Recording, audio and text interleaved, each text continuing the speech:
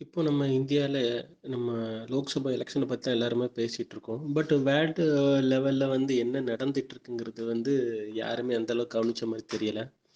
இப்போ ஒரு 2 பவர்ஃபுல்லான கண்ட்ரிஸ் வந்து சண்டை போட்டுட்டு இருக்காங்க. ஸோ இந்த சண்டை 2 கண்ட்ரியோட முடியுமா அப்படின்னு பார்த்தீங்கன்னா, இது ஒரு வேர்ல்டு போரா போறது கூட ஒரு வாய்ப்பு இருக்கு. ஏன் அப்படி சொல்றேன் அப்படின்னா, சண்டை போட்டுட்டு இருக்க 2 நாடுல ஒரு நாடு வந்து இஸ்ரேல், இன்னொரு நாடு வந்து ஈரான்.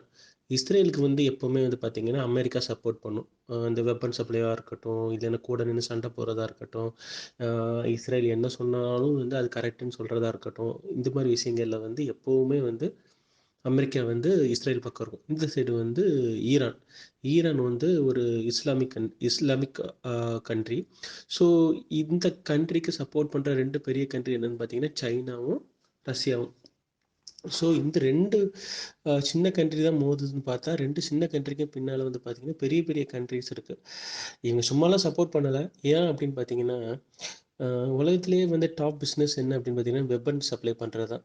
ஸோ அதில வர மாரி ஒரு ப்ராஃபிட் வந்து எதுலயுமே இருக்காது. இப்போ இஸ்ரேல் வந்து ஈரான் அட்டாக் பண்ணாலும் சரி, இல்ல ஈரான் வந்து இஸ்ரேல் அட்டாக் பண்ணாலும் சரி, அந்த 2 கண்ட்ரிக்குமே வந்து மேஜர் வெப்பன் சப்ளை பண்ண போறது யாருன்னு பார்த்தீங்கன்னா, அமெரிக்காவும், சைனா, ரஷ்யாங்க தான்.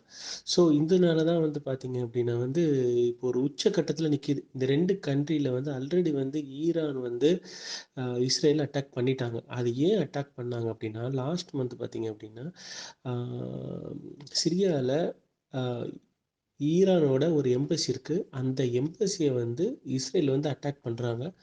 அட்டாக் பண்ணும்போது அந்த எம்பசில இருந்த சில தூதர்கள் வந்து இறந்துட்டாங்க. அதான் அதில வேலை பார்த்துட்டு இருப்பாங்க இல்லையா? அவங்க வந்து இறந்துட்டாங்க. ஸோ அந்த டைம் வந்து பார்த்தீங்கன்னா, நம்ம ஈரான் வந்து அமைதியா தான் இருந்தாங்க. ஏன் அமைதியா இருந்தாங்கன்னா, அது வந்து நம்ம ரம்ஜான் வந்து நோன்பு எடுத்துட்டு இருந்தாங்க. ஸோ இந்த டைம்ல வந்து நம்ம யாரையும் அட்டாக் பண்ணக்கூடாது, கொல்லக்கூடாது அப்படிங்கிற போர்லாம் எடுக்கக்கூடாது அப்படிங்கிற அந்த ஒரு கொள்கையில வந்து ஈரான் இருந்தாங்க. இப்போ ரம்ஜான்லாம் முடிஞ்சதுக்கப்புறம் வந்து இப்போ அவங்க பழிக்கு பழியா என்ன பண்றாங்க அப்படின்னா, நிறைய ராக்கெட்ஸும், ட்ரோன்ஸும் ஏவுகணை ஏவி வந்து இஸ்ரேல் அட்டாக் பண்றாங்க. பட் இஸ்ரேல் வந்து என்ன பண்றாங்க அப்படின்னா, ரஷ்ய அ ச அமெரிக்காவோட ஹெல்ப்ப வாங்கி அந்த வார மிசில்ஸ் எல்லாத்தையுமே வந்து இவங்க ஓரளவு ஸ்டாப் பண்ணிட்டாங்க. மோரோவர் என்ன சொல்றாங்கன்னா, நாங்க ஸ்டாப் பண்ணிட்டோங்கிறாங்க. பட் இதுக்கு ஆப்போசிட்டா என்ன சொல்றாங்கன்னா, அ இஸ்ரேல் வந்து ஒரு வீடியோ ரிலீஸ் பண்றாங்க.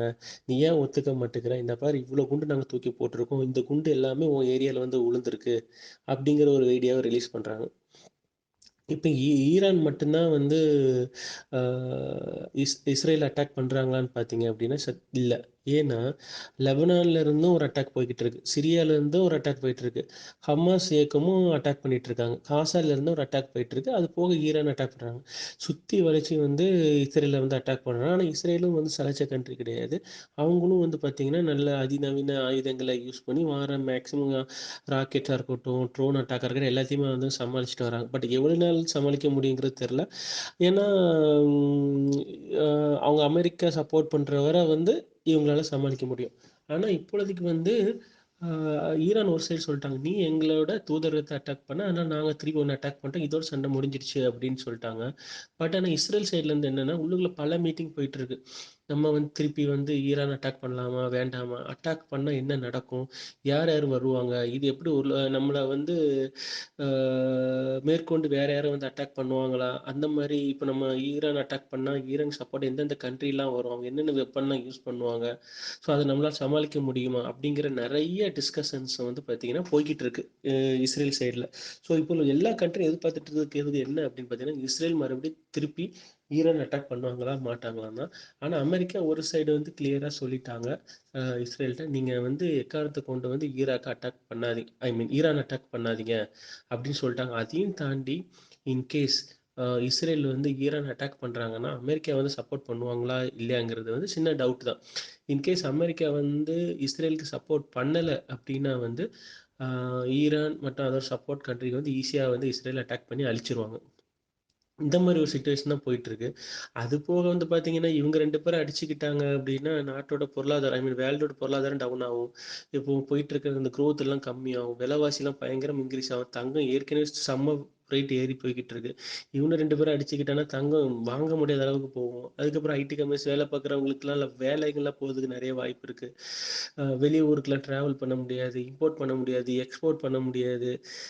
எல்லா கண்ட்ரியும் கடன் வாங்க இந்த 1008 பிரச்சனை இருக்கு இவங்க 2 பேரும் அடிச்சுக்கிட்டானோன்னா. ஆனா நம்ம இத பத்திலாம் எதுவுமே தெரியாம நம்ம வந்து லோக்கல் பாலிடிக்ஸ பேசிக்கிட்டு இருக்கோம். நம்ம லோக்கல் பாலிடிக்ஸ் நமக்கு ரொம்ப முக்கியம் தான். ஏன்னா நம்மள ஆளப்போறது யாருங்கிறத கரெக்ட்டா செலக்ட் பண்ண வேண்டிய டைம். ஸோ அந்த விஷயமும் நம்மளுக்கு முக்கியம் தான். அதே போக வந்து இன்கேஸ் இவங்க 2 பேரும் அடிச்சுக்கிட்டாங்கன்னா, அதுக்கு நம்ம எப்படி வந்து தயாராகிறது? நம்ம இந்த பொருளாதார விலைவாசியிலேருந்து எப்படி நம்ம தப்பிக்கிறதுங்கிறதும் வந்து நம்மளுக்கு ரொம்ப முக்கியம். ஸோ வேர்ல்டு நாலேட்ஜையும் கொஞ்சம் கத்துக்கோங்க. அதுக்காக தான் இந்த வீடியோ. தேங்க்ஸ்.